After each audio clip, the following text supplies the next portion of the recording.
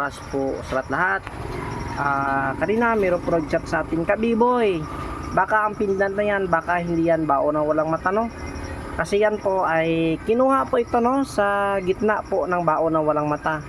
Kaya ito brother, papatunayan ko sa iyo na yan po talaga ay baon na walang mata, no? Yan. Kaya kita mo ba yan? Yan po ay ano po, kinayod po sa bao na walang mata. So bali ito ay umabot po tayo ng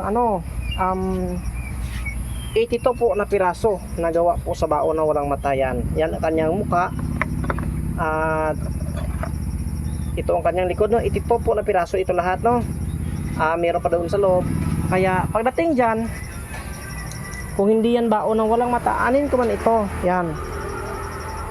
Yan, dito po ako kumuha sa gitna ng bao na walang mata. For example, kukunin ko yan. Ito na pala yan. Pag ginawa ako ito po ang mukha. Yan, at ito po ang likod. Yan. Ito po ay ginagawa ko ng mga pindok-pindok ko. Pagkatapos po, yan po ang sa gitna. Yan po ang ginagawa po na bao po na walang mata. At siyempre, yan ang langis na yan. Yan po ay bilad lang sa araw, no? Kaya yan ay tinatawag na, pagtuyo niyan ay yan po ay tinatawag na virgin coconut oil.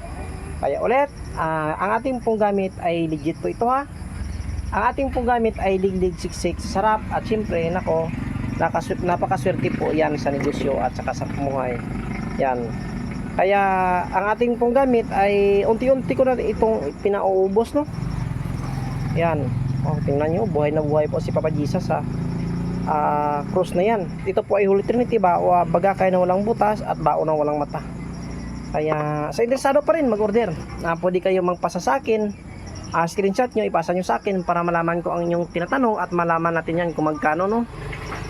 Kasi marami tayong disenyo, hindi lang po isa ang ating mga gawa dyan. At yan po, napakadami. Mayaman po tayo pagdating sa bao na walang mata, pero sa pira po ay meron lang po tayo konti. Kaya ulit, maraming salamat po sa nanonood. Pakishare po natin video. Maraming salamat po.